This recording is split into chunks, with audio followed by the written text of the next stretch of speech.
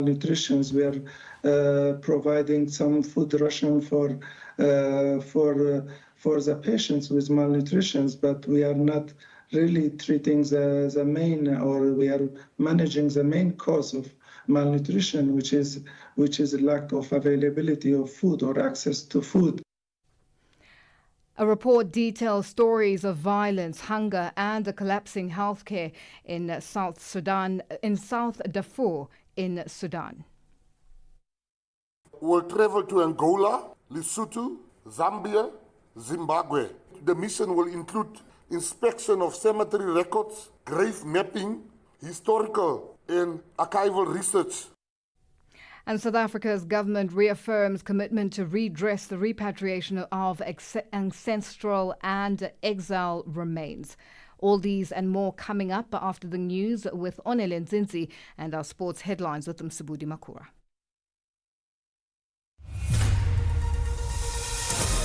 SABC News. The African Perspective. Well, thank you, Lulu, and greetings to our listeners. 30 unclaimed bodies, which were retrieved from a disused mine in Stilfontein in South Africa's Northwest Province last year, are being buried as in Klerksdorp today. It is believed some swabs from the bodies will be stored for DNA tests for families that might claim them later. The bodies were retrieved during the government-led operation to rescue illegal miners from underground at Shaft 11 in Stilfontein. 20 more bodies will be buried at the end of the month.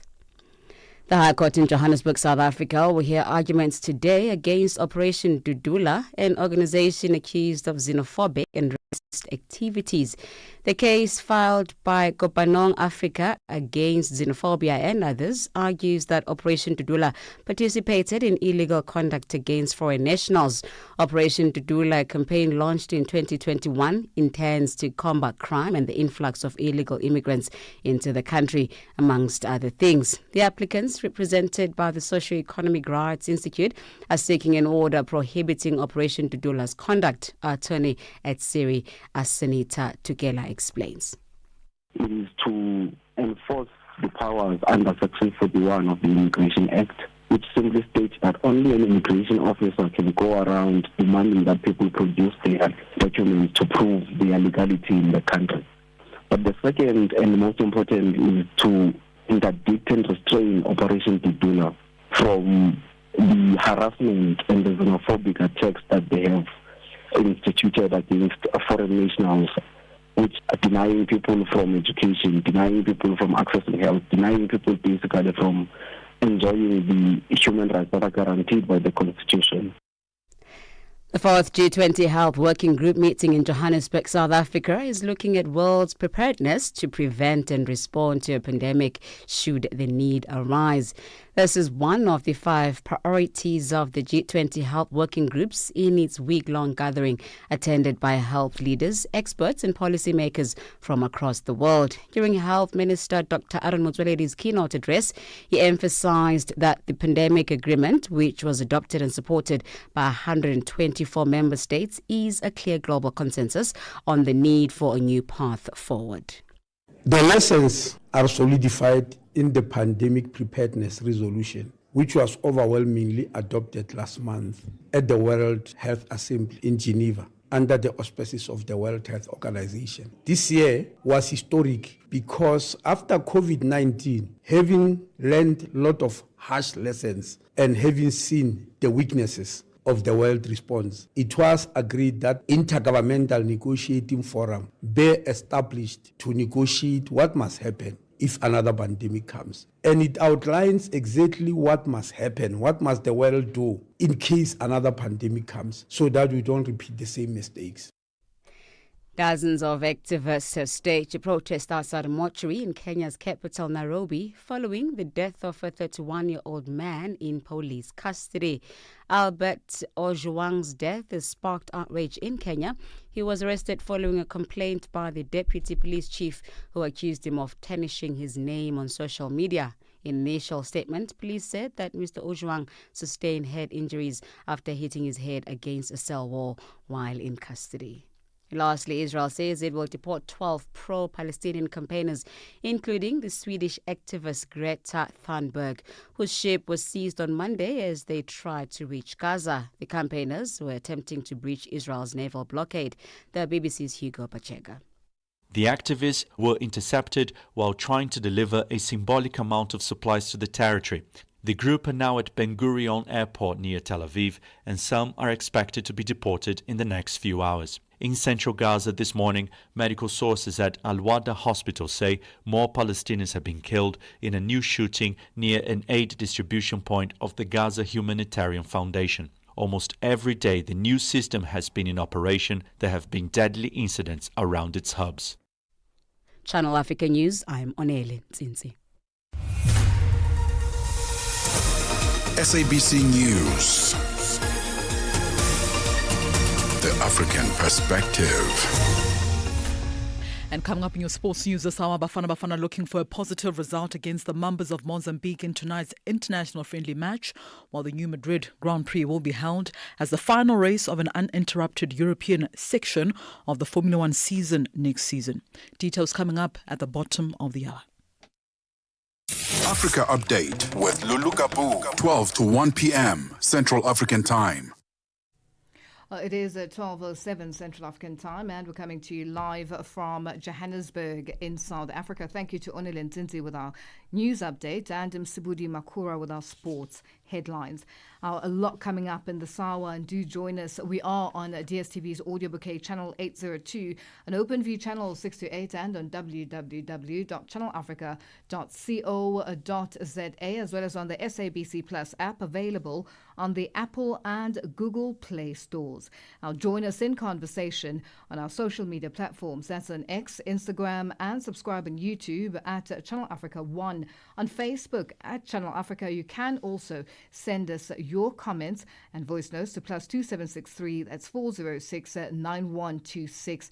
That's hashtag Africa Update. And also, if you have any stories that you'd like us to highlight or to focus on, send us an email. It is newsroom@channelafrica.co.za, or give us a call on +2711 714 4459. Now, today's question on hashtag Africa Update asks, what more can governments across the world do to ensure people in war-torn countries receive medical and humanitarian assistance quickly? What more can governments across the world do to ensure people in war-torn countries receive medical and humanitarian assistance quickly? I'll share your thoughts on all our social media platforms. On X, on Instagram at Channel Africa 1, on Facebook at Channel Africa, and you can send us your voice notes and comments on +27 63 406 9126. That is our WhatsApp number. It's 12:09 Central African Time. The EU-African SME Summit. Join more than 200 change makers from June 19 to June 21 at the Johannesburg Stock Exchange. It's where trade meets transformation. We are building Africa's future through AFCFTA, the EU's global gateway, and the power of small businesses. It's an opportunity to spark collaboration and unlock Africa's investment. Presented by the European Entrepreneurs, the Pan-African Chamber of Commerce and Industry, and Shared Value Africa. This is a summit not to be missed. Register now at EUAfricaSMESummit.eu. Africa Update with Lulu Gaboo on Channel Africa. Our Médecins Sans Frontières, or Doctors Without Borders, report has revealed devastating stories of violence, hunger and collapsing healthcare in South Darfur in Sudan. Now, Doctors Without Borders Emergency Health Manager Dr. Ali Al-Mohammed unpacks the impact the war is having on civilians. The situation in South Darfur is really poor, and the violence is impacting a lot the population. There is lack of humanitarian assistance in South Darfur. There is attack on people. There are violence against civilian and infrastructure. I mean, in our report, we mentioned between January 2024 and January 2025, more than 650 survivors of sexual violence receiving medical care in our supported clinics. So these 650 survivors were the one who received care at our clinics or supported clinics. So the number is expected to be much higher than that. And in our report, we are really focusing on the testimonies of the survivors. So when we are saying more than 50% reported that they were assaulted by armed or non-civilian person or armed groups, this is really based on their testimonies. They mentioned that some of them were in military uniform, some of them were in police uniform, and this is what we are reporting. We are dealing with the consequences of food insecurity in South Darfur. We are treating malnutrition. We are providing some food ration for the patients with malnutrition, but we are not really treating the main, or we are managing the main cause of malnutrition, which is lack of availability of food or access to food.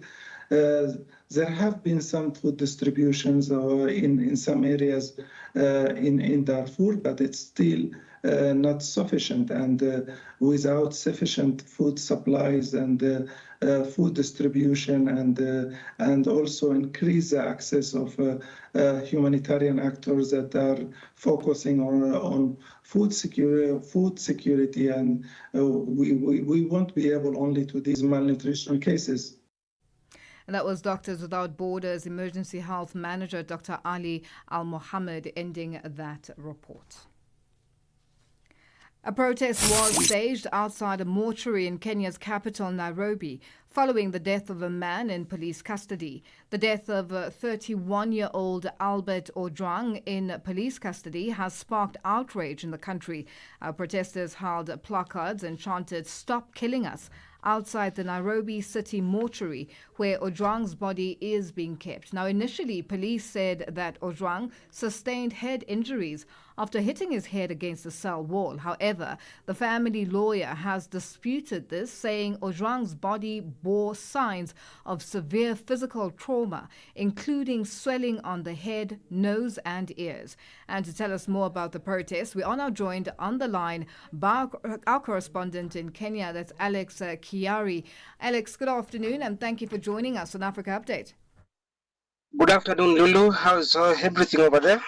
We are in extreme cold weather, and I see you're wearing a short-sleeve T-shirt, which means you have beautiful weather there. Extremely hot over here, despite all these issues around the death of Albert Ojwang here in Nairobi. Yeah. Now, let's get into it, Alex, in terms of the protests. Are they continuing today? Do protesters believe their voices were heard? Actually, there are not really protests as witnessed last year during the Gen Z protests, as it were, but most human rights activists and young people have converged and actually refused to leave the city mortuary where the body of Ojwang is being held. And so far, a post-mortem is underway as we speak right now, and the initial reports indicate that beyond the injuries on the head, there have also been discovered that the body had marks of bruises on the hands. But this is information that is just coming in drips and drops. I was there in the morning, and clearly there was a lot of tension around the city mortuary.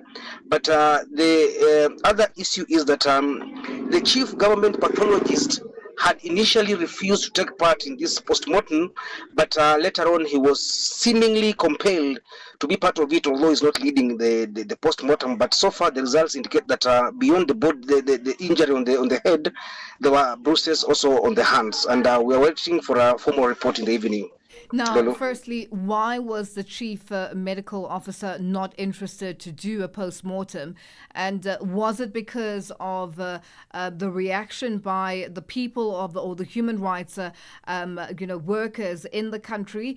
And why does it seem like there's a sort of a tug of war when it comes to exposing the truth, especially on the police side? Because the statement that was issued is exactly the fact that the family is disputing this, and Amnesty International also coming out and disputing this.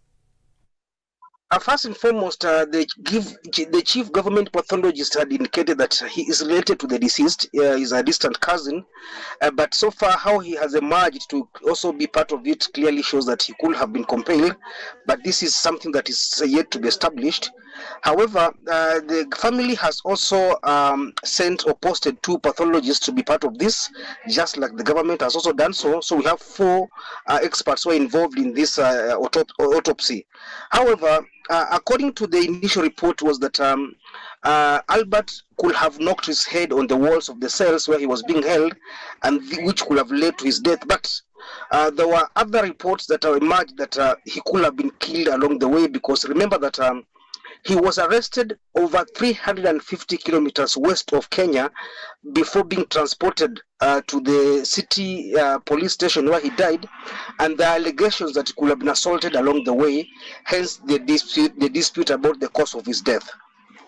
Now, the Policing Oversight Authority of Kenya has launched an inquiry into his death. Have they said how long this investigation will take? They did not do that, but the most interesting thing is that the police oversight body itself is supposed to be independent, and that's why they call it the Independent Police Oversight Body. That's authority. That's what we call it, IPOA. However, the presence of the head of this body at the press conference where it was announced that IPOA will launch investigations into the death of Ojwang has raised so many questions, because it's clear that the police has announced that it is going to be investigated, and the person or the body that's supposed to be investigating this incident was there. So how impartial this report is going to be is what's now raising the questions about the whole thing. Then they have also not indicated how long this investigation is supposed to take and when we are expecting to get a report. Remember that we have had previous cases being investigated that no more reports have been released, and so far we have like 4 pending cases of protesters who were killed and those who were abducted, whose reports have not been revealed by IPOA itself. So this himself has already created a lot of doubt about the independence of IPOA itself, and whether this man Ojwang will get justice as demanded by the family and activists in the country. Now, Alex, the focus has been on the passing of Ojwang and the investigation, but let's talk about the tweet itself on X. Just tell us exactly why this then brought such a case on a young man at 31. Actually, this is very interesting because we have been having so many newspapers, including the dailies that, the normal dailies in the country, where we have people taking headlines and posting fake headlines that are not actually linked to the media houses mentioned. So in this incident, somebody had taken the Daily Nation, actually it's the Standards newspaper, and alleged that the Deputy Inspector General of Police, that's the Deputy Police Boss, is involved in collecting bribery amounting to over 100 million Kenya shillings. That's around $770,000. But this is the man actually who is allegedly alleged to have been to have lodged the complaint against Albert, and which led to his arrest. So far, we do not know who actually did that that faking of headline.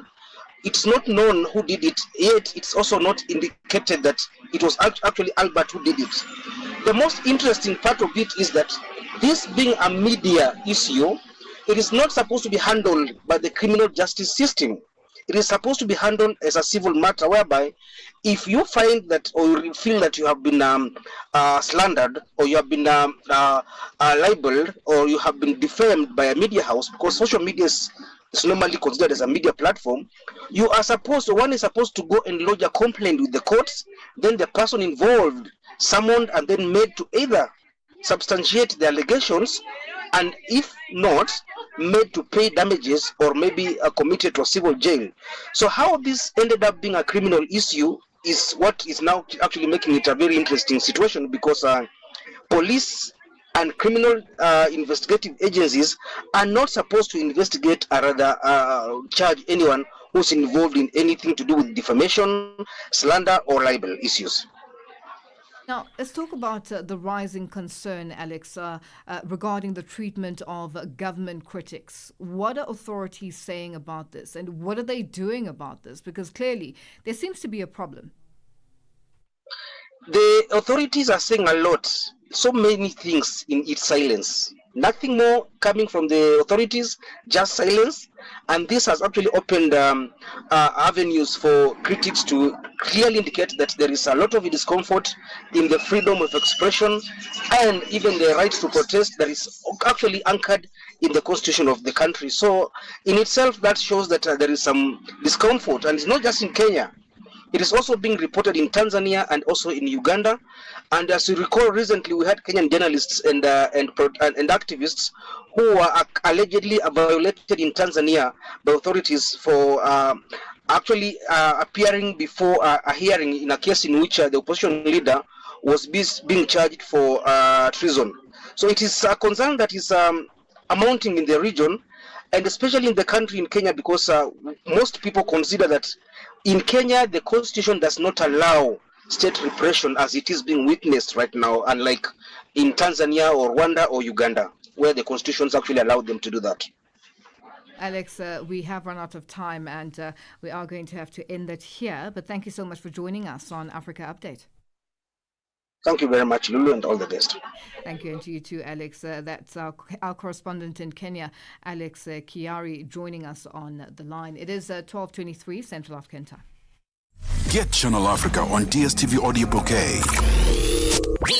Channel 802. Now, the South Gauteng High Court in South Africa is hearing a major case challenging xenophobic violence in the country. Civil society groups led by Kopanang Africa Against Xenophobia are taking legal action against Operation Dudula and government departments for failing to protect migrants from harassment and violence. Now, the case seeks an interdict against Operation Dudula's actions and accountability from the state. Now, to speak to us about this, we are joined on the line by the Socio-Economic Rights Institute of South Africa Executive Director Nomzamo Zondo, who has been working on this matter. Nomzamo, good afternoon, and thank you for joining us on Africa Update. Good afternoon, Lulu. Thank you so much for having us. Now, Nomzamo, briefly explain the significance of this case and what SERI, along with the applicants, hope to achieve through this legal action. So this case was brought in 2023 at a time when actions by Operation Dudula had gone as far as having pregnant women removed from health facilities. We in South Africa saw the murder of Elvis Nati, and also what was also quite pressing was government support for Dula's actions. That in some of the cases where Dula committed unlawful actions, they had the police with them. That even 2 days after Mr. Elvis Nati was murdered, the response wasn't the police being in Diepsloot to find his murderers. It was the police in Diepsloot looking for people who are undocumented, almost in some way giving a wave of support to the actions that were taken by Operation Dudula a few days before. And we've brought this case, one, to affirm the humanity of everyone living in South Africa, including migrants, documented and undocumented. And in that way, by demanding that Dudula is interdicted from their unlawful actions, which have ranged from having schools closed, because those schools educate migrant children to blockading patients in hospitals. We've brought the case also to stop the Department of Home Affairs and the Southern Police Service from colluding with Dudula and acting either at the instigation of Dudula or even turning a blind eye to unlawful actions that are done by Dudula. And so if the applicants, which includes Kopanang Africa Against Xenophobia, Abahlali Basenjondolo, the Inner City Federation, and the South Informal Traders Forum succeed in the relief that they seek, one, the government would firstly act in a way that promotes and protects the Bill of Rights of many people living in South Africa. Two, it would mean that there would be resources and there would be prioritization of the National Action Plan Against Xenophobia, which is government's own plan. Three, it would mean that the police would investigate and enforce laws in firstly gatherings by Dudula, but also investigate complaints that have been brought by foreign nationals. We've been sitting in court this morning, and one of the things that's heartbreaking is hearing how many people were turned away from police stations, how police made fun of people who come to bring cases, others saying, we've opened it, but it's not going to go anywhere, or two, completely refusing to assist members of the public who have come to report crimes. Now, Nomzamo, what have been some of the biggest challenges in building this case over the past 2 years, particularly when it comes to documenting the experiences of affected migrants? I mean, you just touched on what took place this morning and with people relaying their cases and how what experiences they went through. Look, I think the one major challenge was whether people would be safe. Here we are talking about an organization whose actions ended up with someone dead. Many of the people who gave evidence in this case feared for their lives. They had reason to. Some of them had also already been threatened. So that was the first difficulty that we faced in one, firstly, engaging the people who would be witnesses, who would depose to affidavits in this case, and two, assuring them that in this process they'll be protected. We are grateful, of course, that in these proceedings, in the first part of the proceedings, both court and all the parties involved in the litigation did not oppose their attempt to protect those people and shield them from the public as a way to protect them. And two, I think what has been most difficult in bringing the case has been the cavalier attitude that Dudula approached the case initially. In fact, our counsel, Jason Brickhill, when he addressed the court earlier this morning, he spoke about them being contemptuous of the legal process. So quite early on when the case was launched, Operation Dudula said, look, they're not going to entertain this case by these attention-seeking NGOs. But this morning we came to court and we found a member of Operation Dudula, a gentleman who identified himself as the general treasurer of Dudula, saying that they were not aware of the case, they had not been served founding papers, and that they wanted to participate. Were they not aware of the case? Were they not sent documents to whether be a part of it or to respond? So when the case was launched, even before it was launched, a letter of demand was served on Operation Dudula, inviting it and its office bearers to give written undertakings to stop the unlawful actions that had been taken. The letter of demand was ignored. Then when the case was launched, they were served with founding papers, Dudula at its address, and two of its office bearers. And in fact, in media interviews after the launch and in media interviews after the part of the case that focused on the protection of the deponents, they communicated that they don't care about the case, that they do not intend to oppose it, that they've taken a decision, a conscious decision not to oppose the case. Now, what impact do you think this case could have on the broader fight against xenophobia and the protection of migrant rights in South Africa?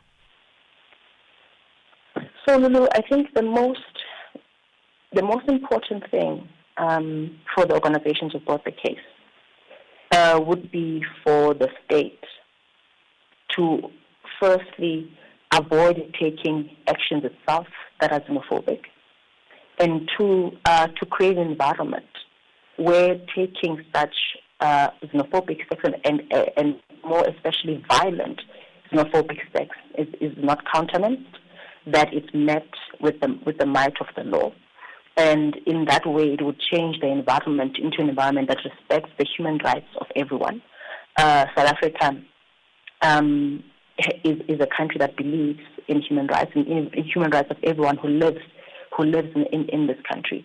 And if we were to succeed with the case, one, we should then have, through the enforcement and compliance with the court order, a state that takes action against any unlawful xenophobic actions, a state that will then take action to even document any big offenses that occur, creating an environment where not only we're dealing with what's going to happen in the past, but also would focus on how do we build communities where xenophobic behavior is unwelcome. And just very quickly in wrapping up, we have run out of time, but I have to ask, the fact that, or given that Operation Dudula has not opposed this application, what does it mean legally, and how might it influence the outcome of the case? So when we opened this morning, we opened with an address from the Treasurer General, as I mentioned earlier, of Dudula, and individual who identifies himself as the Treasurer General of Dudula. And he was coming to beg for an opportunity to participate in the case. Of course, this might mean that Operation Dudula has had a change of mind, which is possible. But if that is the case, the only recourse that they have is to come now after this judgment has been issued, to either request that the judgment, if it is against them, be rescinded, but they would have to show why they didn't oppose in the first place. The court, speaking earlier this morning, pointed out that it had the returns of service to show that they received the court papers, or it would be a very difficult case for them to make. It is possible that the case might be appealed. It is possible that maybe they might try, I don't know through what means, to participate in the case in the appellate stages. But I think from where we stand today, we are respecting Operation Dudula's initial wish and intention, which was communicated publicly, that will not participate in this litigation. Yeah. Well, Nomzamo, thank you so much for joining us on Africa Update. We'll leave it there for today. Thank you. That's Siri Executive Director Nomzamo Zondo joining us on the line. Our news headlines up next with Onele Nzinti. SABC News. Headlines. The African Perspective. Thank you, Lulu. Kenya's Independent Policing Oversight Authority has launched an inquiry into the death of a 31-year-old Albert Ojwang in police custody, sparked outrage in the country. Initially, police said that Ojwang sustained head injuries after hitting his head against a cell wall. However, the family lawyer has disputed this. The World Food Programme has warned that several areas south of the Sudanese capital, Khartoum, are at risk of famine. The UN Food Agency says the needs of the ground outstrips resources amidst a funding shortfall. And the BBC has learned that more than 300 staff at the British Foreign Office who wrote a letter to the Cabinet Minister David Lammy raising concern about potential UK complicity in Israel's conduct in Gaza were told they could resign. Channel Africa News, I'm Onele Nzinti. SABC News. Headlines. The African Perspective. Thank you, Onele. We say good afternoon to Msibudi Makura with our sports update. Sports on Channel Africa. The African Perspective. Thank you so much, Lulu. We'll start here. So South African football side Mamelodi Sundowns have touched down in the USA and received a warm welcome from one of their staunchest American fans. Mamelodi Sundowns have received a welcome message from one of their most famous supporters, award-winning hip-hop DJ Khaled. This after the club touched down in Florida for the FIFA Club World Cup. Over the next recent years, since Rock Nation Sports partnered with Masandawana, DJ Khaled has regularly shared his love as well as support for the club, celebrating their triumphs as well as wishing them all the best ahead of big matches in the CAF Champions League. So Sundowns are currently settling into their base in Bradenton in Florida at the state-of-the-art IMG Academy in preparation for their first FIFA Club World Cup match against Ulsan HD FC of Korea next week. They will also play additional Group F games against German club Borussia Dortmund as well as Brazilian club Fluminense.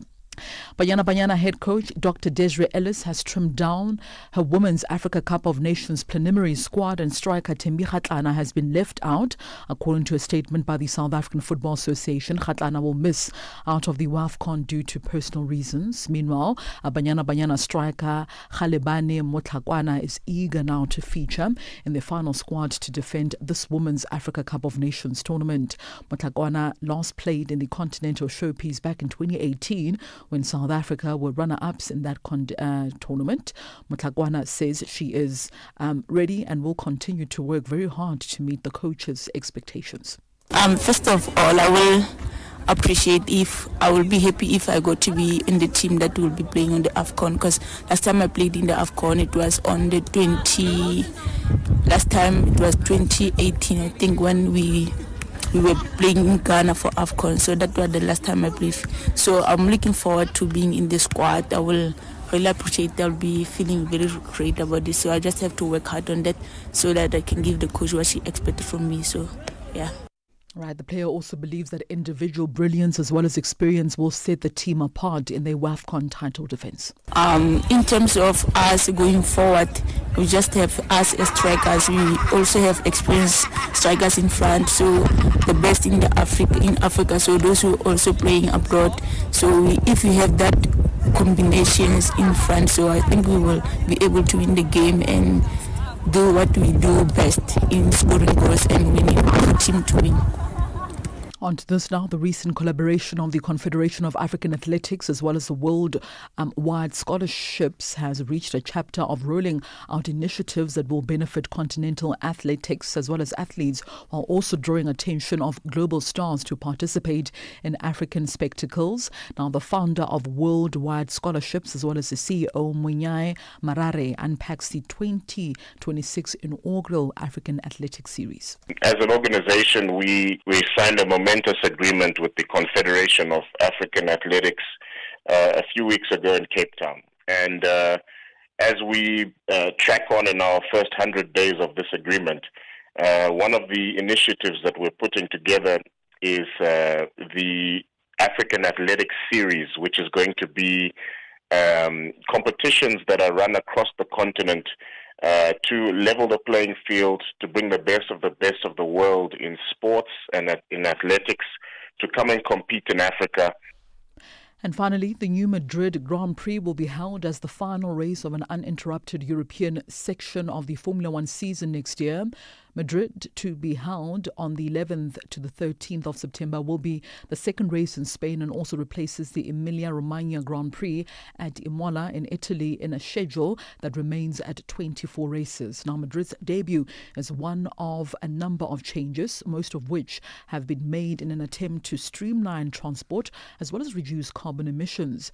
Canada, traditionally held in early June, has moved from the 22nd to the 24th of May, the date that would also have been expected to be filled by Monaco, which now will be held between the 5th and the 7th of June. The switch ensures that Canada follows the Miami race from the 1st to the 3rd of May, creating what Formula One describes as significant freight efficiencies, as some equipment can move directly from one of the other. So every race from Monaco on the first weekend in June to Madrid is then in Europe before the Azerbaijan event that will take place between the 25th and the 27th of September kicks off the final intercontinental part of the season. These moves are in line with Formula One's new rules in which the revised engines run on 100% sustainable fuels. And that's a wrap from the sports desk at this hour. For any sports stories you'd like to share with us, send us an email to newsroom@channelafrica.co.za or give us a call on +27 11714 4459. For Channel Africa Sport, I am Musibudi Makura. Sports on Channel Africa. The African perspective. Africa. It's time to plug into the heartbeat of the continent. Tune in to Channel Africa, your go-to radio station that broadcasts in 5 different languages. L'Afrique du Sud célèbre la journée nationale du Kabla hujaitwa kwa jina la Double K or more of our forests have been destroyed. Tamo kutuli bwanji ndi Partido Africano da Independência da Guiné. Channel Africa represents every corner of this amazing land. From Lagos to Cape Town, Nairobi to Dakar, we've got you covered with the freshest news, music, and cultures. So, turn up the volume, feel the rhythm.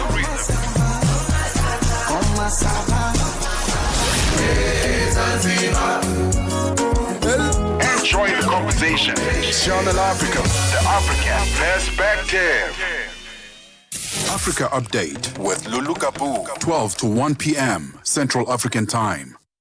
Well, thank you to Msibudi Makura with our sports update. And it is 12:41 Central African Time. Our business news up next with Chandu Golikeke.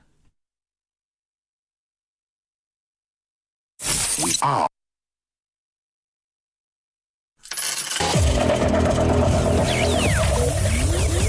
business news on Channel Africa.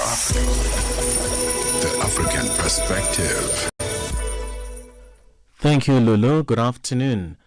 The South African Minister of Electricity, Dr. Kgosientsho Ramokgopa, says electricity supply constraints continue to have a negative impact on economic growth.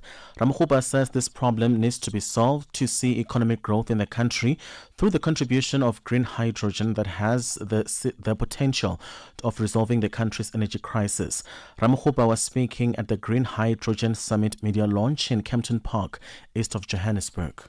The problem statement is a South African economy that is not growing. So we're resolving an economic problem that has got energy manifestations. And the sub-element of that is the contribution of green hydrogen in resolving the energy complex to help us to address the economic problem in our country. South Africa's biggest trade union, COSATU, has welcomed Cabinet's approval of the National Labour Migration Policy. Last month, Minister in the Presidency, Khumbudzo Ntshavheni, said that the policy seeks to provide a framework to enforce proper and orderly movement and employment of foreign nationals in the country. The policy introduces quotas on the overall number of foreign nationals with valid work permits that can be employed in major economic sectors such as agriculture, hospitality, tourism and construction. The Employment Services Amendment Bill will allow government to regulate the employment of immigrants in South African businesses. COSATU General Secretary Soli Petwe. We hope this policies or legislation would be able to resolve the problem that we are facing in this country of employing people from outside other countries and with no document, on the basis that employers who are doing those things, they are trying to practice what is called running away from respecting the legislation that we have in this country. South African telecommunication company Telkom has reported a 62.3% rise in full-year earnings and resumed dividends after a 4-year suspension, declaring also a special dividend of 98 South African cents per share. In 2020, the operator of South Africa's biggest fixed line network announced the suspension of dividends for the next 3 financial years, starting in 2021. However, after reaching the initial target, the under-pressure operator delayed resuming dividend payments as it faced challenging market conditions. Nigeria's 2-year-old cost of living crisis, which has seen the price of grocery staples like rice rise over 100% since 2023, has reached the relatively affluent class of dog owners who are struggling to feed their pets because of soaring food costs.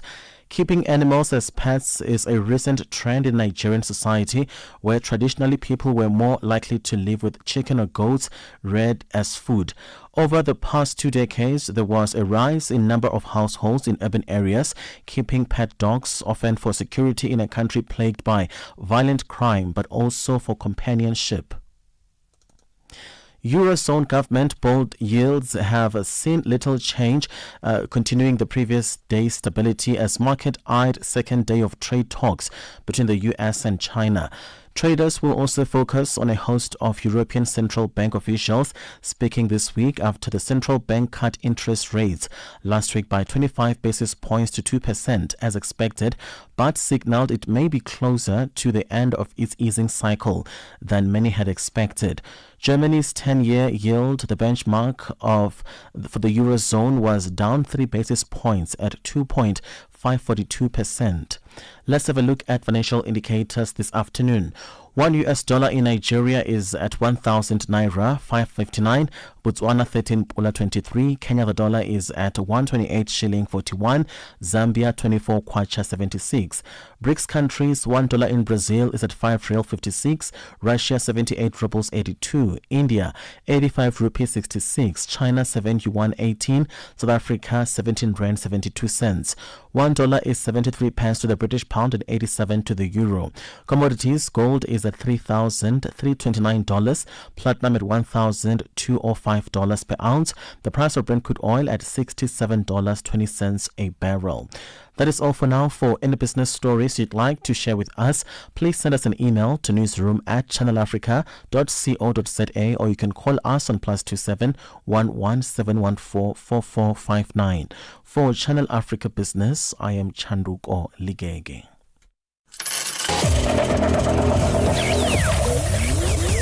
Business News on Channel Africa. The African Perspective. Africa Update with Lulu Gaboo, 12 to 1 p.m. Central African Time. Well, thank you to Chanduko Ligege with our business news. It is 12:47 Central African Time, and we're coming to you live from Johannesburg in South Africa. Our South Africa's Health Minister, Dr. Aaron Motsoaledi, has called on South Africans not to panic in light of the new COVID-19 variant known as Nimbus or NB181, which has been linked to a resurgence of cases in parts of Asia. Motsoaledi was speaking at the 4th G20 Health Working Group currently underway in the city of Johannesburg. Well, first of all, nobody has ever dealt successfully with a pandemic by panicking. Let me get that clear. And because people usually get angry and say, no, but they are telling us not to panic, but and I stand up as a minister and say, oh, start panicking, there's a disease here. Nobody has ever solved the problem of diseases by not panicking. So the first thing you do when there is an emergency is never to panic, so that you can think carefully. If you understand what I mean, you can take deliberate steps. So I can confirm, yes, nobody ought to panic. But secondly, South Africa has got the NICD, the National Institute of Communicable Diseases. It's a world-class institution which has got a BSL-4 laboratory. BSL-4 laboratories, there are only 2 of them on the African continent. It is one in the NICD and one in Egypt. Yeah, it means biosafety laboratory level 4. In the other laboratories, it's level 1, 2, 3. Level 4 is the highest, and there are only 2. So we have got such an institution in South Africa. It is doing surveillance. It is checking these variants. It's an influenza season now. They are checking influenza. They are checking everything. I spoke to them yesterday, and they said we don't need any special public measure for now until further notice, until they tell us. They said all we need to do for now, because they haven't yet picked up anything, we know is there are these reports from Asia, but for now. And they said all we need to do is to continue normal hygiene measures, which we take, like washing hands, hiding or protecting your coughs, and making sure that you stay home if you think you caught a flu, or you put up a mask if you're going to walk in public. Those are the normal measures. Other than that, the NIC said there is nothing extra we need to do now, maybe until further notice. That was South Africa's Minister of Health, Dr. Aaron Motsoaledi, speaking at the 4th G20 Health Working Group currently underway in Johannesburg. And to find out more about what is coming from the meeting, we are now joined on the line by the spokesperson of the South African Health Department, Foster Mohale. Foster, good afternoon, and thank you for joining us on Africa Update. Good afternoon to you, Lulu, and good afternoon to your listeners, and thanks for this opportunity. Now, Foster, just tell us more with regards to what is coming out of the G20 Health Working Group. And we've just heard the Minister highlighting and speaking about the NB 181 and for that people not to panic. Yeah, no, definitely this meeting, this is the 4th G20 Health Working Group meeting of health experts and policy makers taking place since yesterday until Friday this week.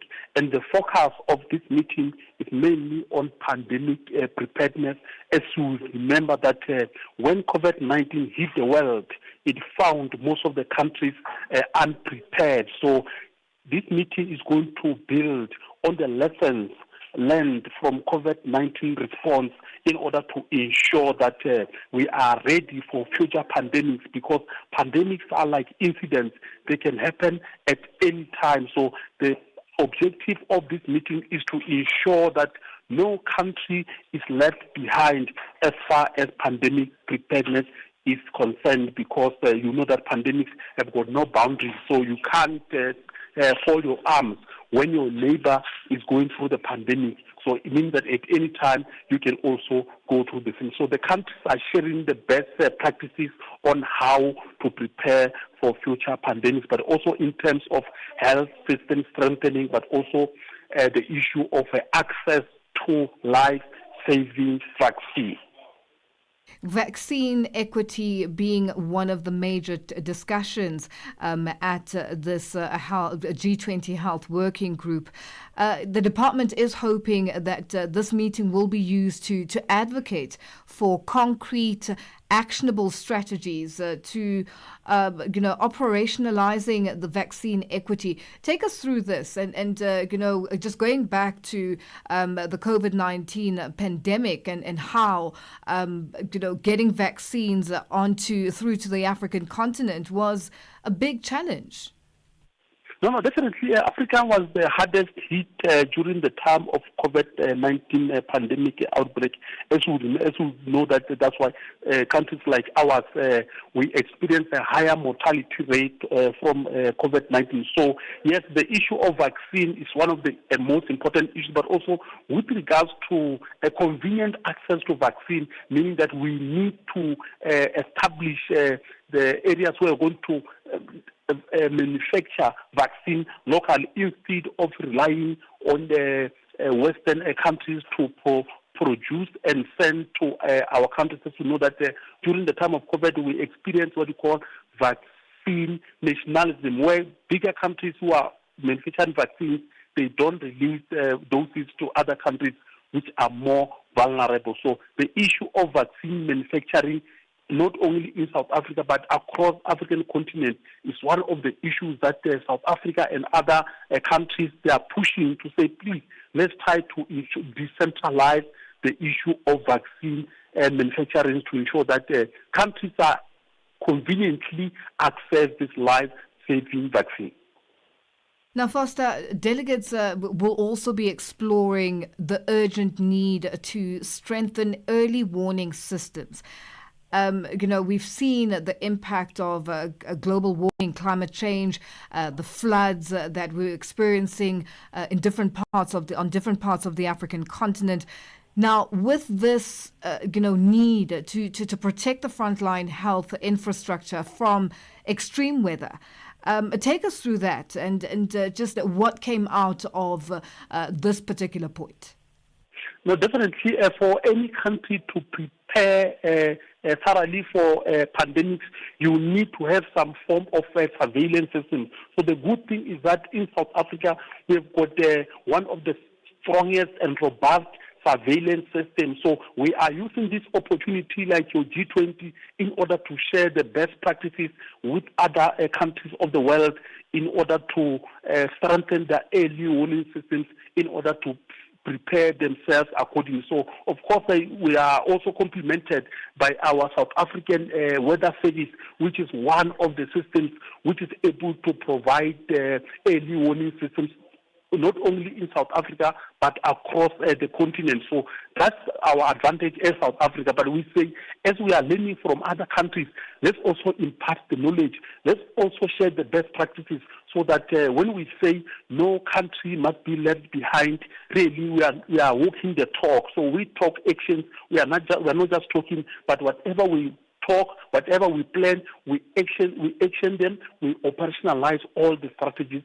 to ensure that indeed we say no country must be left behind in terms of a surveillance system, but also tried to assist other countries because, for example, our system working through the National Institute of Communicable Diseases, which is one of the institutions which has got the capacity in terms of surveillance system on the continent.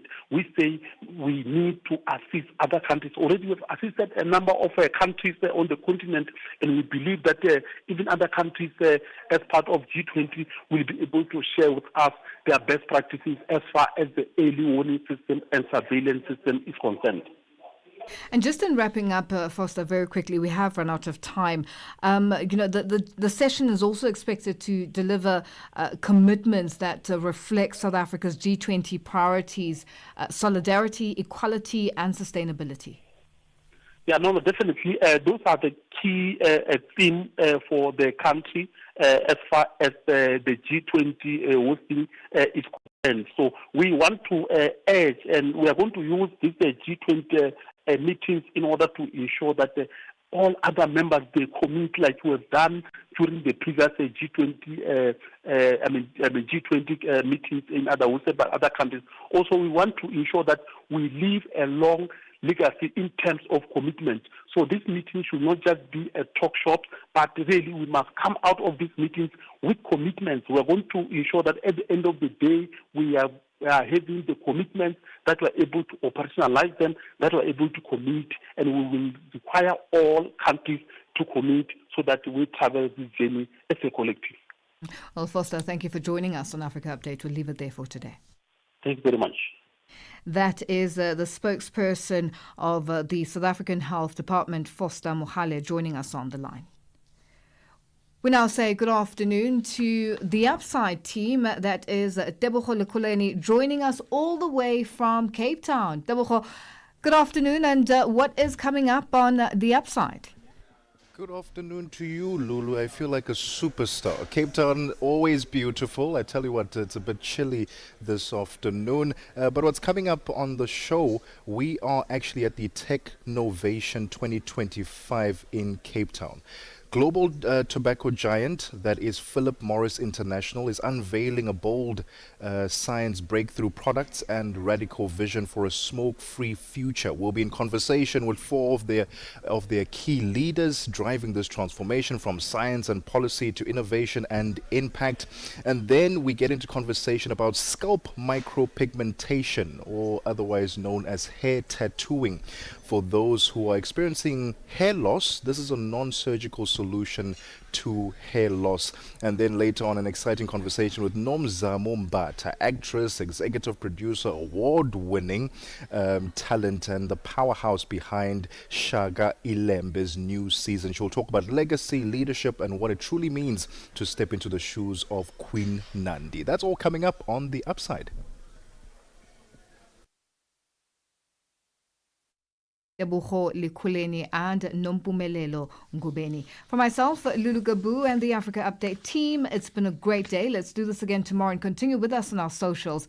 That's on X, Instagram at Channel Africa 1, on Facebook at Channel Africa. You can also send us your comments and voice notes to +2763 as 406 9126 hashtag Africa Update, and let us know which country you're in. And if you have any stories that you'd like us to highlight or to focus on, send us an email. It is newsroom@channelafrica.co.za, or give us a call on +2711 714 4459. Goodbye.